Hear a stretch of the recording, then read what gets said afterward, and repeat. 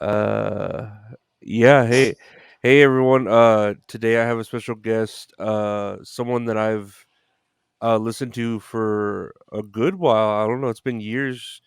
But her Thank name you. is Tay. Thank you so much.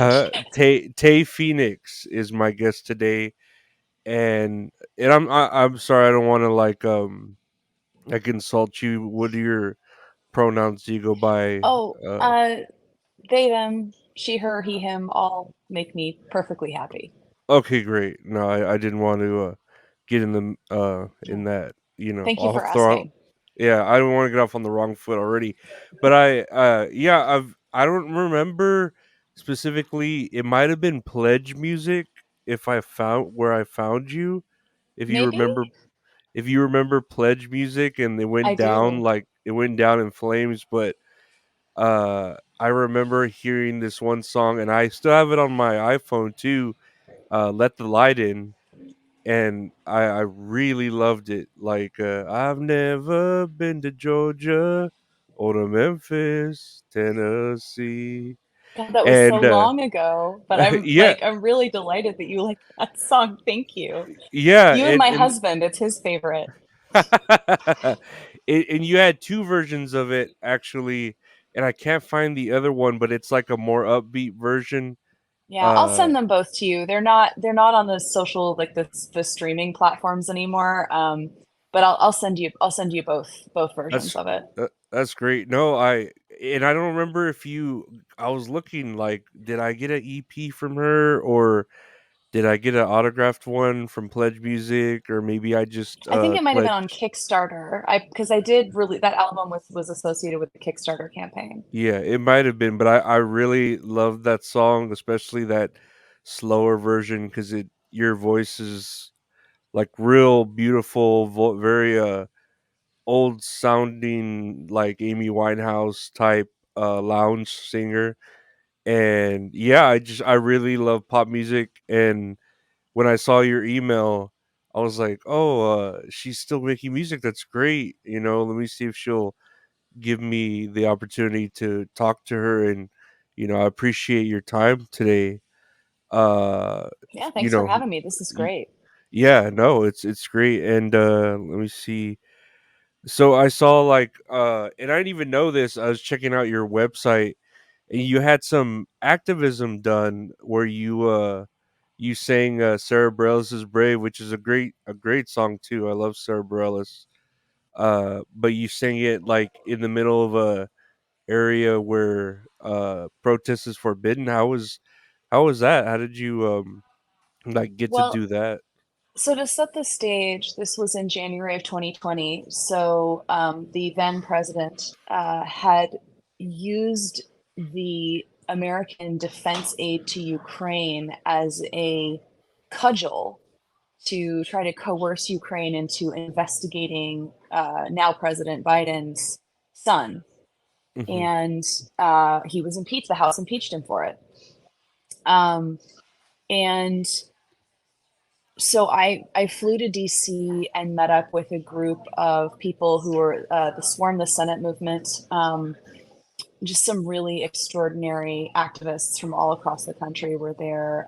Lisa Fithian, Lori Arbiter, like just really incredible, dedicated lifelong activists.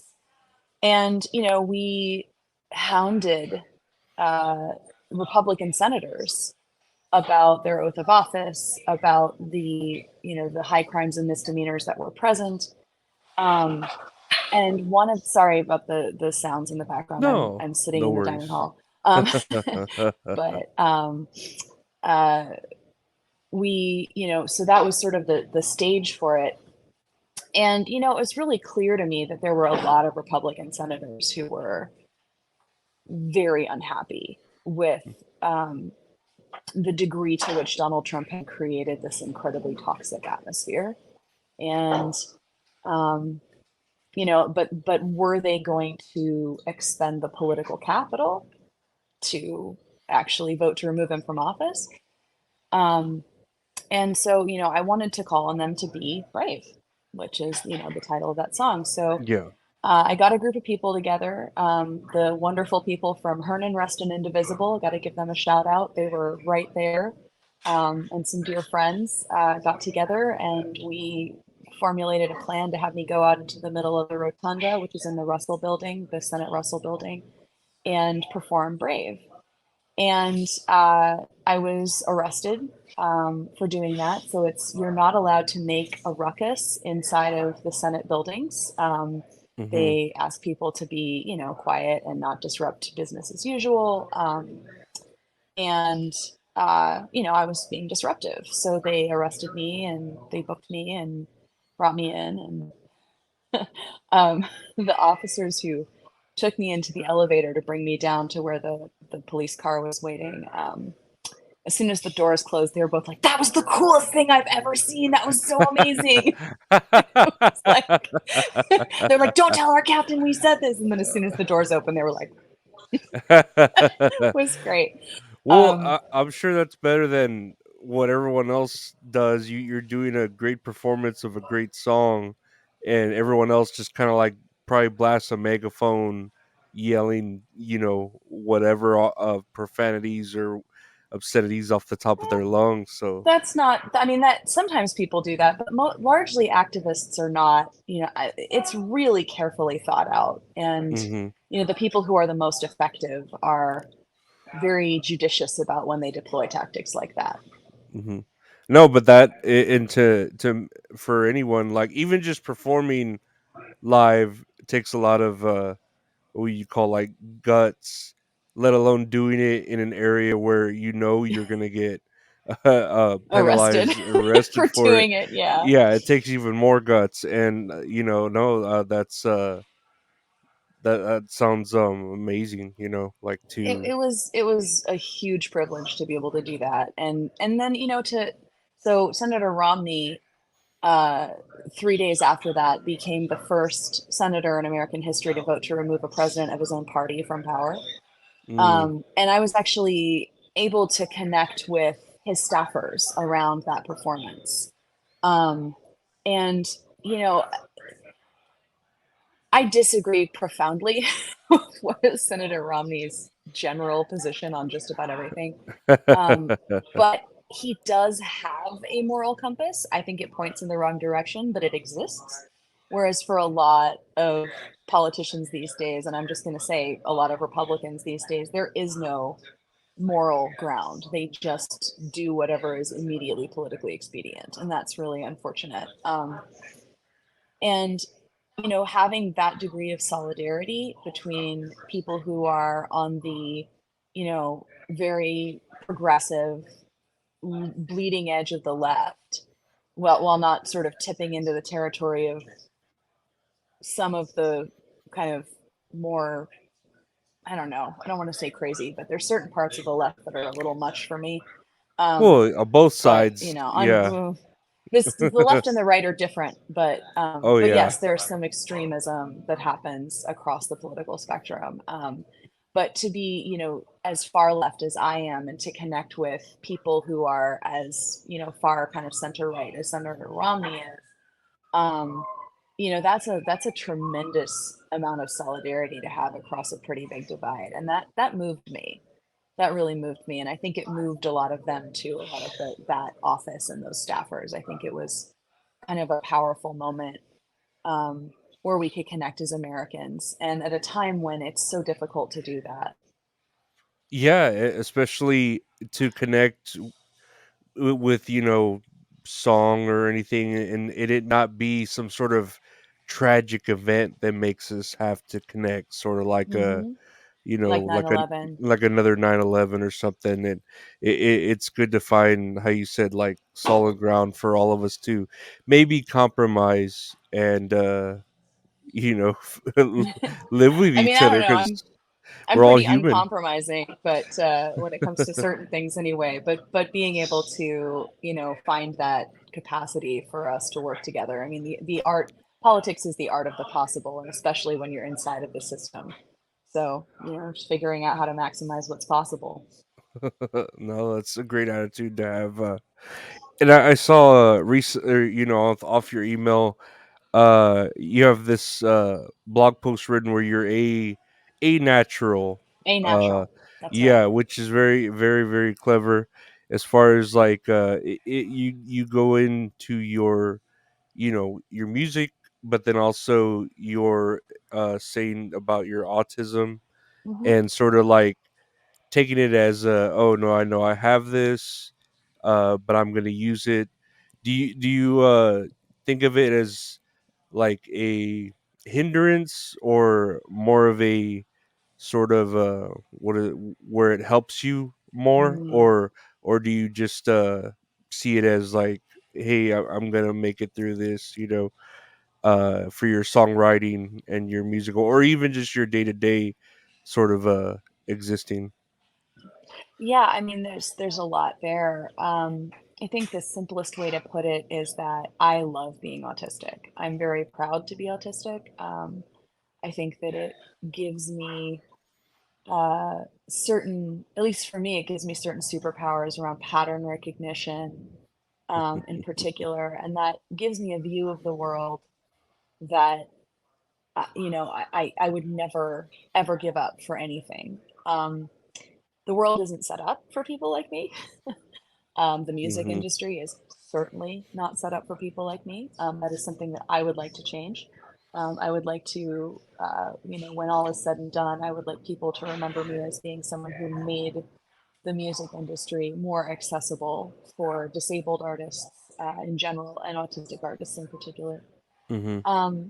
For me, the thing that is the most challenging is the sensory stuff. So you can see I'm wearing sunglasses. I tend to wear sunglasses basically all the time. These also offer some correction of my vision too, but because I'm very light sensitive, I'm very sensitive to a lot of people talking at once, a lot of people playing instruments at once without, that aren't in sync with each other. Those kinds of things kind of send me to the edge pretty quickly. And Hmm. so that can be challenging in an environment where people have instruments in their hands and of course they want to play them. Um, those kinds of things are they present some difficulties, but those difficulties can be addressed either by actions that I take, like wearing, sunglasses, wearing earplugs, or, by a combination of like accommodations. So, and that's one of the things I just want to say, like, the Berkeley accommodations people have been really great.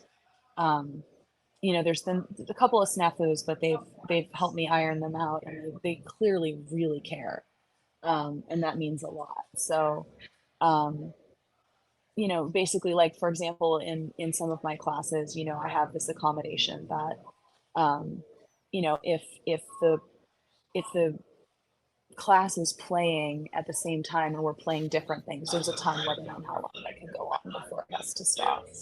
Um, so that I have some control, because part of it is if I don't have any understanding of when something is going to end, is it just going to be like this forever and ever that it's this noisy? Hmm. No, And I I have understand. less, right? So those kinds of things. But I feel like it makes me a better musician because I can see very quickly, like if I have a songwriting professor and they'll like show us like three examples of songs that do something well, like I will internalize that concept because I can recognize the pattern. Um, that is a powerful tool. So yeah, I'm very happy to be autistic and to be an autistic musician.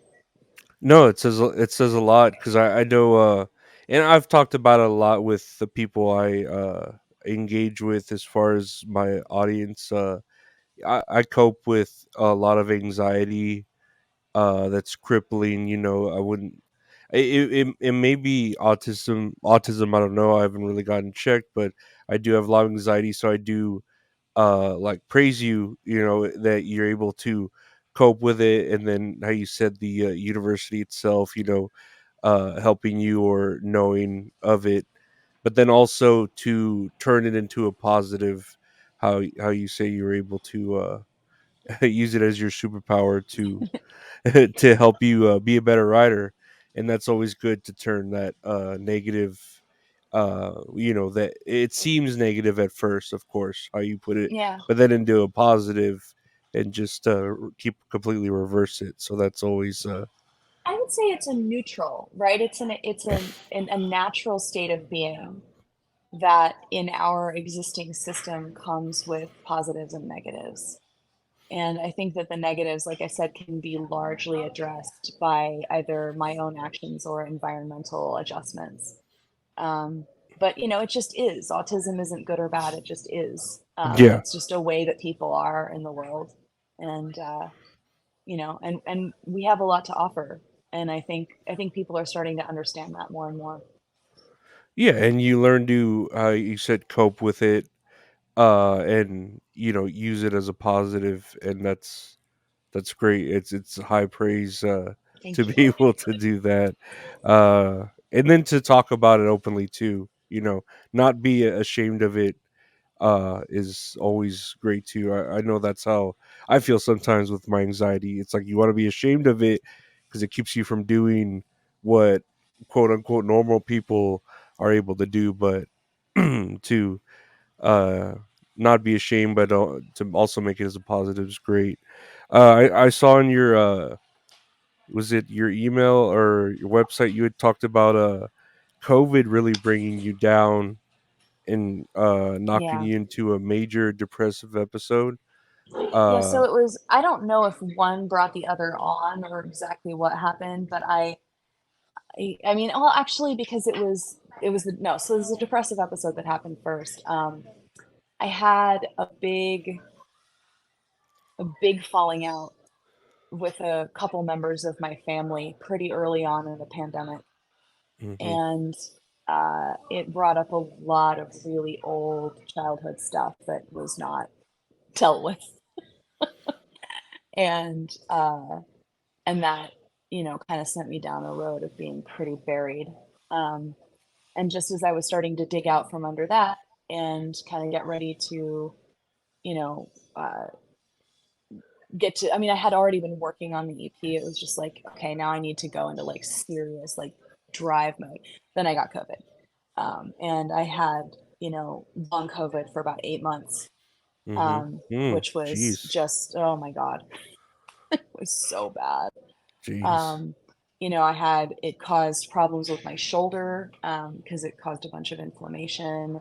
I was exhausted all the time. My breath capacity was down. I still have maybe some heart stuff going on. Like it's kind of, hard to tell what's what because I take a bunch of other medications and some of those have side effects. But it Yeah, definitely turned me upside down, and it really made working on the album difficult. But now, we're basically in post production. I still have a few backing vocals I need to record. But before we get to that point, what my producer, who I call Mr. Jones, I'll tell you that story in a minute. Mr. Jones right now is working on basically mixing things down. So there's a lot of tracks. There's like 70, 80 tracks in some of these songs at this point, which is oh. a lot. It's a lot.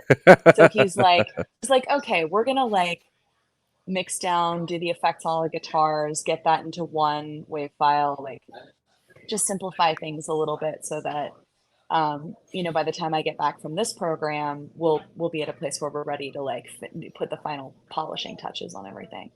Um, and I call him Mr. Jones, so he's in his 70s. He's my dad's age, and um, we were talking. I think it was about a year and a half ago. We were talking, and he said, um, most people, when I was coming up, when I was your age, most people did not call their elders by their first names. And I said, well, would you like me to call you Mr. Jones? And he said, yeah, I would. So now I call him Mr. Jones. Um, and, it's, or Mr. J is kind of my affectionate way of shortening that. He's wonderful. He's like, I say he's my dad's age. He's my music dad. Like, I uh-huh. have a great dad and I have a great music dad. That's always great. Yeah, I was brought up then too. I guess with the Mister and Mrs. I mean, of course, it's kind of like tricky nowadays with pronouns, but it's always good to be able to still show respect, Yeah. in a way. And then how you said you do respect him. He's Yeah. a Oh, great very much mentor, so. I'm sure. I was let me see. And then as far as like going back to school, or you write in your blog post about going back to school. I know I'm recently going back to school at my age. I'm 36, and I can kind of relate that. It's like, well, what am I doing? What Or sort with of prompted 18-year you? olds. How Yeah. did this happen? No, and I don't know if it's just me sounding like an old man, but kids are different these days. Uh, Very much so. I like them Uh, though. I think Gen Z is the finest generation ever to be born. I'm so impressed with them. Like, really, I think they're just great. I love my nieces. I'll say that. Like I could put up with my nieces because they're great, but the whole world I'm not too sure about. I have very little patience, I suppose. But what brought you to going back to school? Because that's Well, was that like out of nowhere decision, or did you want to do it, and someone gave you that extra push? it's a couple of different things. So, the way that it kind of started was so the drummer who worked on Let the Light In, was the song that you mentioned earlier. His name's Mike Aarons, and Mike went to Berkeley. Um, and so that was kind of, he talked about like having gone to Berkeley and what he got out of it. And, we were talking about a rehearsal one day, and I was like, God, I wish I'd done that. I wish I hadn't caved into just the pressure that I was getting from a lot of vectors to pick a sensible major, and music can be a really nice hobby, but you can't do it as a full-time thing. Mm, Um, and so that was one sort of tipping point, but that was many years ago. And then when I was doing the Kickstarter, I was working with a person named Laser Milena Weber, who does a lot of Kickstarter.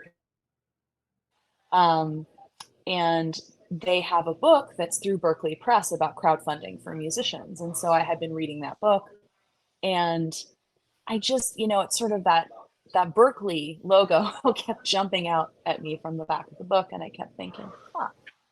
And then, I raised all this money for this EP, and I mean, the songs I wrote, they're some of the finest I had and have ever written. And uh, and I just felt like, what? If I really want to do this right, if I want to justify the $18,000 people just gave me to make this album, I need to get myself some additional education, mhm, because, you can only get so far by yourself. And mhm, I mhm, had reached that point. It's like, I want to be a better arranger. I want to know more about what it, in the studio, and like all of that has changed. Like, I'm able to ask Mr. Jones questions I never would have been able to ask before, or assert opinions that I never would have been able to even articulate before. Um, I've made some pretty substantial lyrical changes to a couple of the songs. I think it makes them better. I think everyone else will agree that it makes them better songs, but just based on what I've learned here. Um, and I'm doing my degree through Berkeley Online, which is great because it means I don't abandon my husband and our mhm. friends and family and our cats and everything else, and run off to Boston for years at a time. And then I'm here on campus right now doing Aspire, which is a 5-week performance intensive program that I'm probably going to try to do every summer. Um, it's pricey and very, very, very draining, but also really inspiring. Like, when I say draining, it's just a lot of hours of grinding, but it's Well, good. It's what I'm here for. especially with social life, like a husband and family, and you already And have being like middle aged, just yeah, being you being have an middle aged. established life already. It's not like you're a kid, with really very little worries. And then you're still doing the EP too, right? Like, Oh yeah, it's coming. It's going to be April of next year. We're going to start doing single releases in February. All the Kickstarter backers, which, oh my God, I'm so grateful for their patience. So grateful. Most of them, in fact, all of them. I haven't really had anybody who hasn't been understanding about the long COVID and the depression and everything else.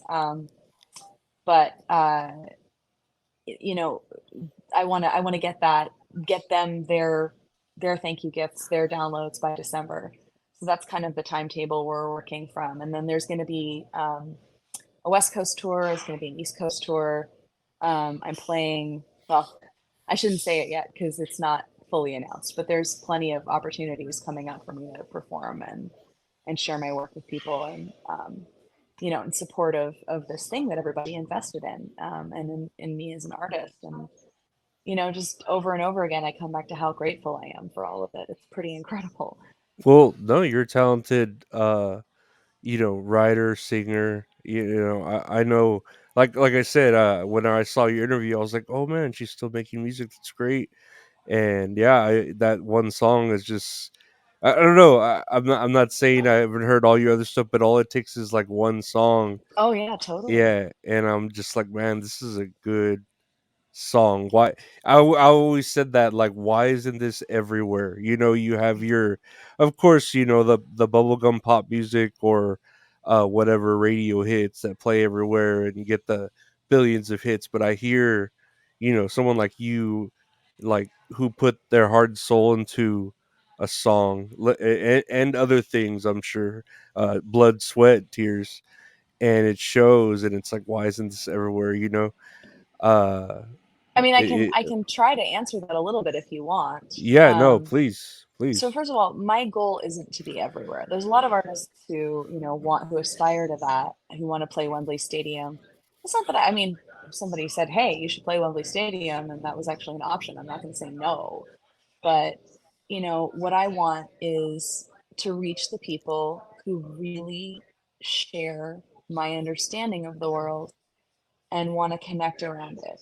And so something doesn't have to be everywhere to be meaningful to people. And like, here we are connecting. Like, you felt something from that song and you've Mm. been following my work. And now here we are talking and connecting around values that we share and things we have in common. And like, that's the whole point.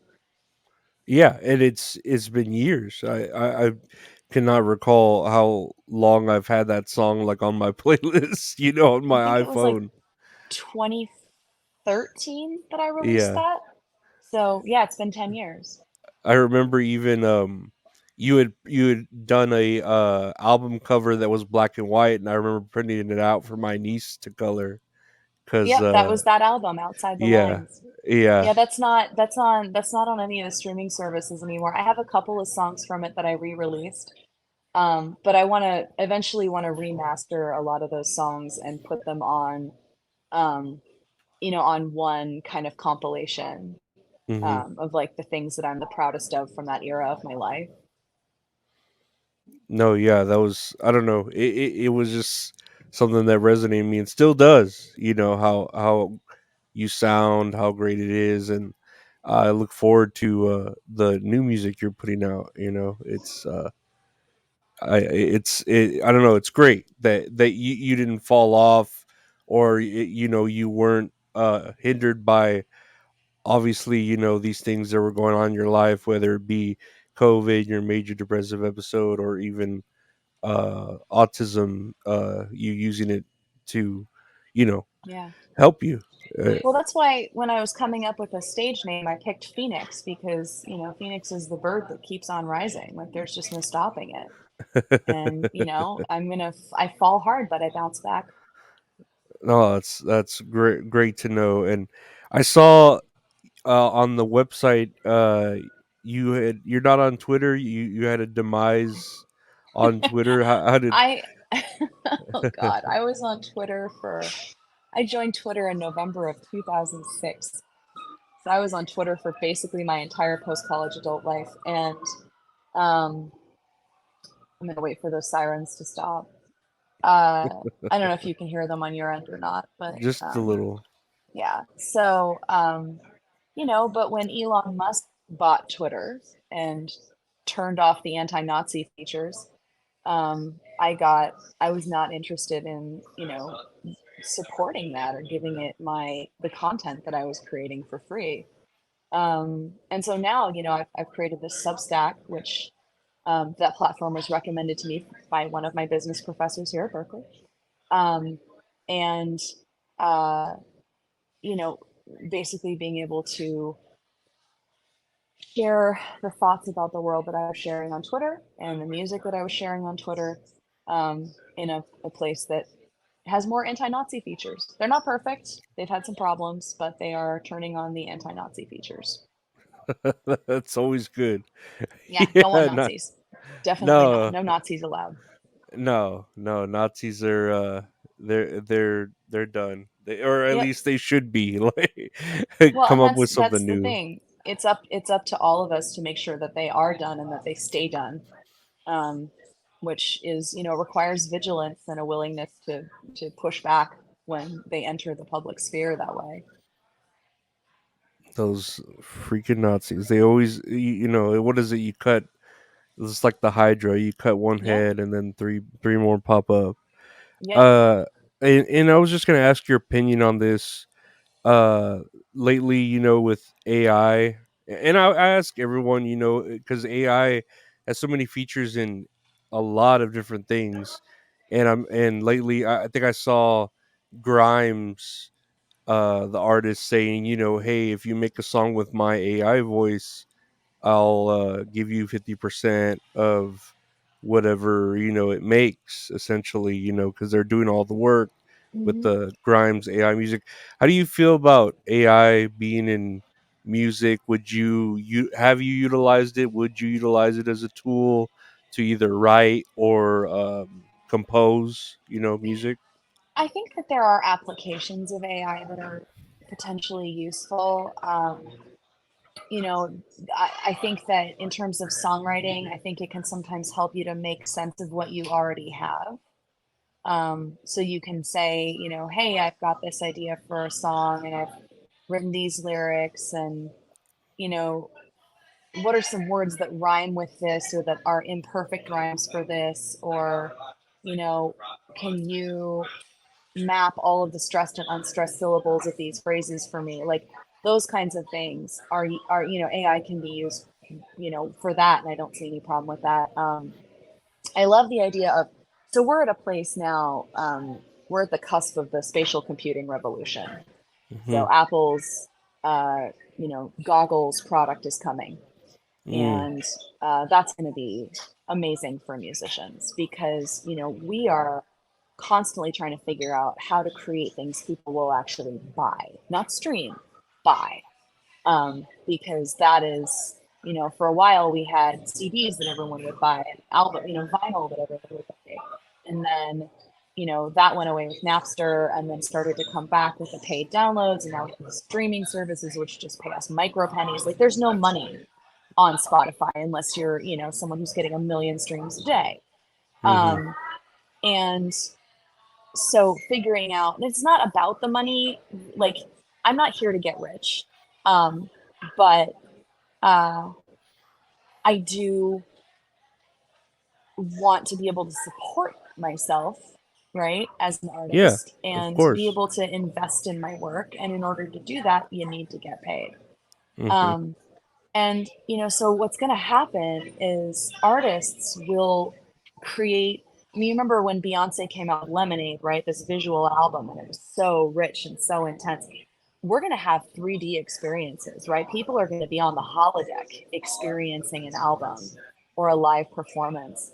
And when I say the holodeck, I'm talking about in Star Trek when they can say, "Computer, generate me a alpine ski resort," and you can go skiing. People are going to be, in these immersive 3D environments. And I can see for smaller artists that don't have, teams and teams of people who can build something, having an AI actually create that environment, that would be really cool. So there's definitely roles for it. But where I think it's dangerous is when you start getting to a place, and like we see this with the Hollywood writers strike, we see this with the actors strike now, like the consistent undervaluing of creative activity, by corporate systems, and that AI could continue in that vein to devalue the work that artists do by Hmm. outsourcing it to computers. That, at least for the near term, will not do it as well. They won't. No. They simply, because they're not human. Um, Yeah, I'd say like they could AI could tell a joke, but it doesn't know why it's funny. You know what I mean? Like, That's, I mean, well, actually, some AIs now can tell you why oh it's funny, which is geez. a little terrifying. Um, but this is a genie that, honestly, the thing that bothers me about AI the most is, I mean, there's a lot that bothers me in the artistic space, but in the political space, I mean, the capacity to just generate a volume of multimedia disinformation very quickly is really problematic, especially when it comes to time bounded things like elections. Like, imagine if 48 hours before the presidential election, some bad actor uses an AI to generate, uh, just a pile of disinformation about a candidate. Um, and before people have a chance to recognize that it's not true, they've cast a ballot. Yeah. So that's really scary to me. That's the place where I go, "Ooh, we got to rein this in." Um, and one of the really difficult things about living in this gerontocracy, right, where you basically still have boomers running the country, which, let's be clear, I love. There's some boomers that I love, um, but as a generation, they need to be done controlling the Oh, world. oh yeah, They they're out of really need to be touch. done controlling the world, They're and completely out of touch. Yeah. they don't understand the tech. They just don't understand the tech, and because they don't understand the tech, they can't regulate it appropriately. Um, and that leaves us with a massive, power vacuum in terms of what we're able to do to rein this dangerous stuff in. Now, there's a couple of people, including weirdly Josh Hawley of Missouri, who's like terrible, he's terrible. But on this issue, he's got it right, and I got to give him props for that. There's a couple of other senators, some Democrats, some Republicans that are paying attention, but it's hard to get the older generation to figure out how to move on this, and some other issues too, like climate. Like, they don't take it that seriously, unfortunately. Well, I don't, and it's I guess it just depends on their motives, whether it be they don't care, or they have other things to worry about, or they just want their money. You know what I mean? I don't know. It's a whole nother. Uh, Column A, B, and C. yeah, that's a whole nother issue as far as just trying to, exist and make art and make music for people. Um, no, but yeah, I want to thank you so much for your time. Where can people like go to support you? Because I have on the Yeah, bottom kind of scrolling some of your thank links. you. Yeah. I don't know if Yeah, there's any other places. so there's my website, taephoenix.com. There's my Substack, which is free for now, but I'm going to start a paid tier eventually that's $1 a month to get access to, all of the thoughts that I have on politics and music and culture and everything else. And basically, whenever I make a demo of a new song, I'll post it there, just because I think it's nice to let people see kind of what my process is. And it's not polished and it's not meant to be polished. It's just to kind of give people a sense of where I'm at. Um, and then there's also my Bandcamp, so that's taephoenix.bandcamp.com, and that is a place where you can actually buy my music, as opposed to just streaming it. Of course, streaming it on Spotify and Apple Music, like, that's, I'm not never going to complain about people like listening to my music wherever they want to.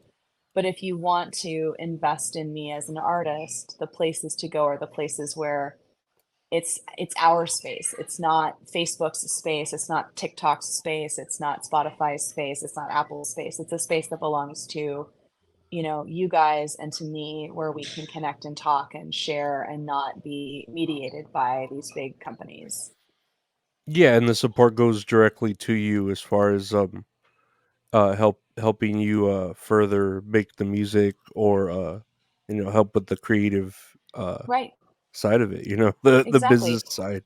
Or to pay my therapist, which, I mean, they have their work cut out for them. So There's definitely a lot of people behind the scenes, on your team, yeah. helping you create. I Yeah. Oh, completely and get that. so many. And I mean, I it's like impossible to convey in words how fortunate I feel and how grateful I am to have the team that I have around me and the people that I have in my life. I just it's such an extraordinary gift.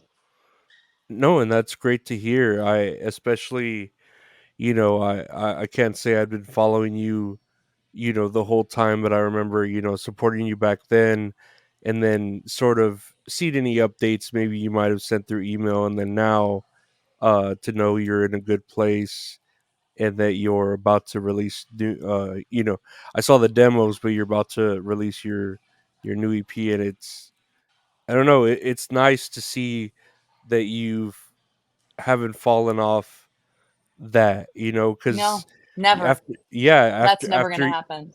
I'll say after years, some people, of course, get discouraged, and especially like some of the things you say, you went through and stuff, and you're like, well, what's the point? But it makes me, happy, and like, I don't know, it's just a good feeling to know that there's still room for creatives, and you're still out there making music despite like everything against you. You know what I mean? Hmm.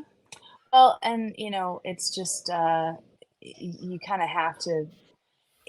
It's just you just can't stop. If it's in you, it's in you. You have to do it. It's required.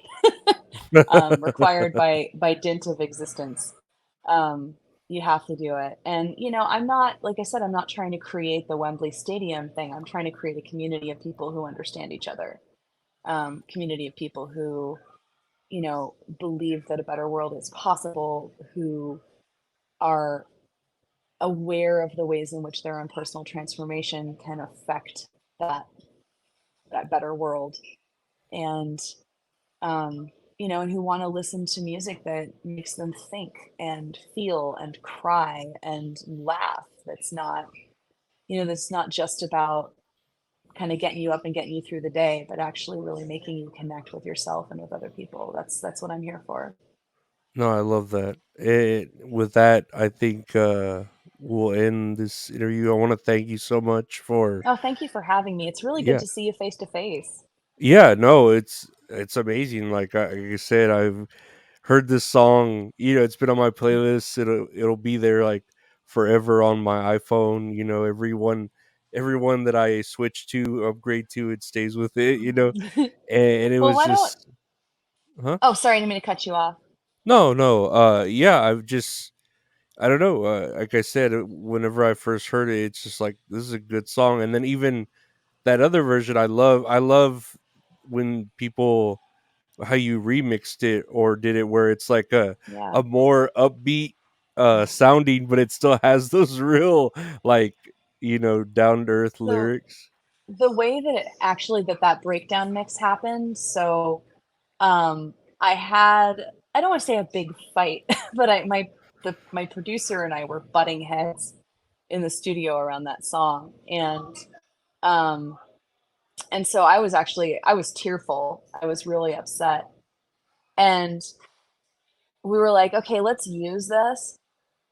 And so we all got in together. We weren't tracking separately. We all got in the room, recording area together, and we just banged out that, like slam kind of breakdown, and the vocal was so raw, and it was, literally we had a breakdown, and we decided we were going to use it in the studio, and then we recorded the more upbeat version. I'll send you both of them. Um, and if you want to put them at the end of this conversation so people can listen to them, No, yeah, then definitely, that that'd would be be cool. lovely. It's a representation of that point in my life. I think, I've become aware of uh, different things since then. I think I might have done it differently, but I mean, I stand by the song. I think it's a good song. So, Oh yeah, it's a great song. I could listen to it. Like I said, I could listen to it all the time. It's just one of those playlist songs where I'm like, okay, that's coming on. Hey, hell yeah. thank you. Both versions, and I'm saying, even though they're like, they're the same lyrics, but they're just completely different in tone, Yeah. and they both sound so good. Like, I love it. It reminds me of, like, I don't know if you ever heard Angus and Julia Stone, where they like, Uh, Yeah. Where am they I? So yeah. go ahead. I'm just trying to place that music. Oh But yeah, no, please go ahead. no. They do that too, where they have the two completely different breakdowns of one song with the same lyrics, but it just gives it a whole different meaning. You know, like I don't know, it's just beautiful. And I really am ecstatic that you're still creating, like I said, and not only that, but you're thriving. You know, making everything better for yourself, whether it be mentally and through school and all that. It's good to see like a good story keep folding because it's only going to get better. I Yeah. feel like with you, Eh, I'm just hitting my stride. yeah, no, it's wonderful. But again, yeah, I'll put those two songs at the end of this. We'll so everyone can do that. We have your links here. I'll definitely link your Bandcamp so they can directly support you on the video. And yeah, I want to thank you for your time today. Is very appreciated. Thank you so much for having me. I'll leave you with the Trekkie salute here. Live long and prosper. Let me see if I can do that. Yeah, Yeah, I can you do can. that. Yeah, the Vulcans live long and prosper. So yeah, All right, yeah. thanks. I'll catch you later. Thanks again. It's gonna take me a couple hours to send that to you, Oh yeah, but yeah, I'll no get it to you worries. today. All right, well, yeah, that's Tae Phoenix. You can support her there. All the links at the bottom, and I'll definitely have the links in the description. But thank you so much again, Thank and you. Thanks, uh, Lorenzo. Appreciate yeah, you. all the best. Thank you. Are we ready? I will.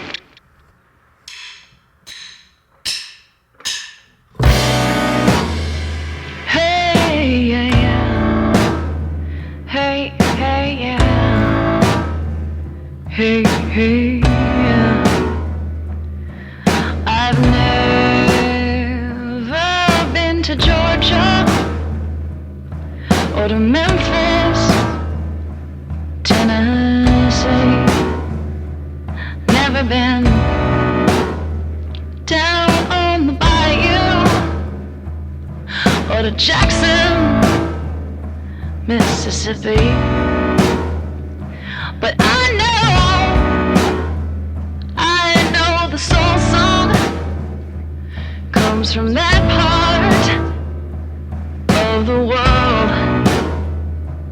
It's in my shattered bones now. Everybody's broken girl. Those cracks are gonna let the light in. The cracks are gonna let the light in. The cracks are gonna let the light in. Long time coming, long time gone. I went to see my doctor. She said you were heaven sent. So I went to old Montana to see your firmament. And I sat with Sister Annie. I asked her to pray for me, 'cause I've lost all my conviction in the judgment day to be. She said the cracks are gonna let the light in. The cracks are gonna let the light in. The cracks are gonna let the light in. Long time coming, long time gone.